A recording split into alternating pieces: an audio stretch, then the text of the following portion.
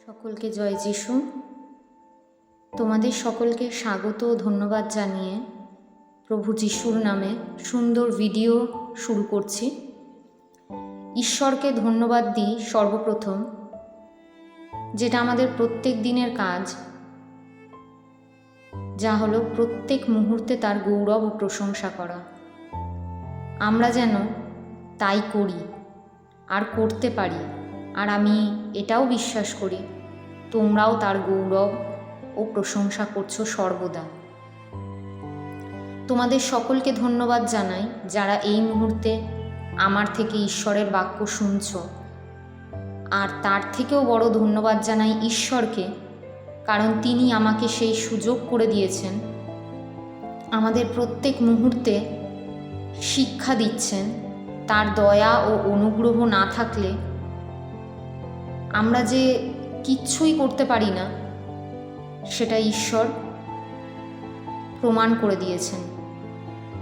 তাই আমি মনে করি আজ আমি যে তোমাদের ঈশ্বরের বাক্য পাঠ করে শোনাচ্ছি, তাও ঈশ্বরের ইচ্ছার ওপরে, তার ইচ্ছার বিরুদ্ধে গিয়ে কিন্তু নয়। তিনি আমাকে এই কাজের জন্য মনোনীত করেছেন, তাই জন্য আমি সেই কাজ করছি।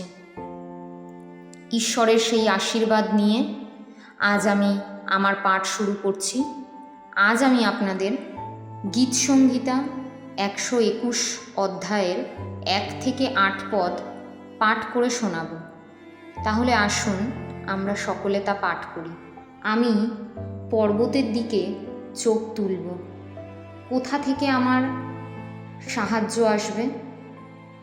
আমার সাহায্য সদাপ্রভুর থেকে আসবে, যিনি আকাশ ও পৃথিবীর সৃষ্টি করেছেন।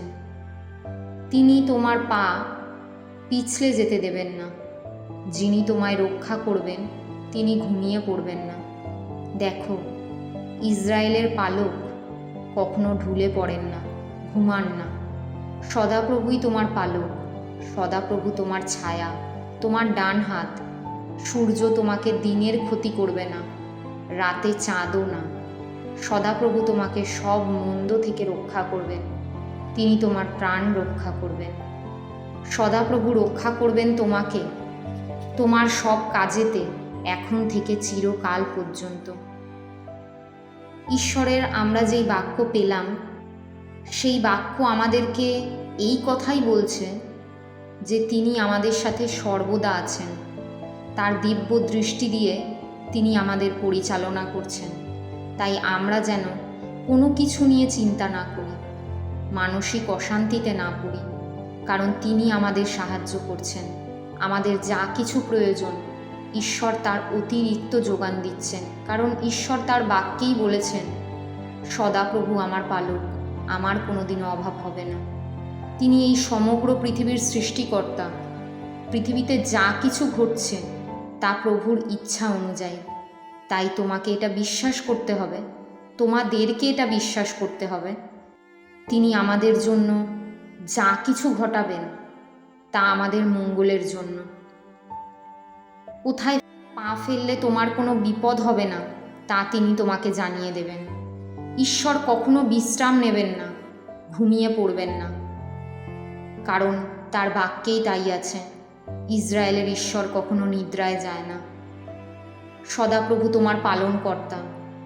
সকালের সূর্য থেকে শুরু করে রাতের চাঁদ, এমনকি প্রখর তাপ থেকে শুরু করে প্রবল হাওয়া, কোনো কিছুই তোমার ক্ষতি করতে পারবে না, কারণ ঈশ্বর তোমার ঢাল। সদাপ্রভু তোমাকে সকল বাধা বিপত্তি থেকে মুক্ত করবে, তোমার প্রাণ রক্ষা করবে। তোমাকে তোমার সব কাজে তিনি তোমাকে রক্ষা করবেন, সাহায্য করবেন, এখন থেকে সারা জীবন পর্যন্ত। কারণ এই সারা পৃথিবীর সকল পাপীদের মধ্যে থেকে আমাদের তিনি মনোনীত করেছেন, আমাদের সেই সকল পাপ থেকে মুক্ত করবেন বলে। তাই ঈশ্বরকে আমি মহানামে ধন্যবাদ জানাই। আশা করি আজকের আমার এই ভিডিও তোমাদের সকলের ভালো লেগেছে। তাহলে চলো আজকের ভিডিও এখানে শেষ করছি। ভিডিওটা কেমন লাগলো জানিও। যদি ভালো লাগে অবশ্যই একটি লাইক, কমেন্ট, শেয়ার ও অবশ্যই সাবস্ক্রাইব করে দিও। দেখা হবে নেক্সট আরেকটি ভিডিওতে। সকলে সুস্থভাবে থাকো। খ্রিস্টের প্রেম, শান্তি, ভালোবাসা প্রত্যেকের সহবর্তী হোক। সকলকে জয় যিশু। Praise the Lord.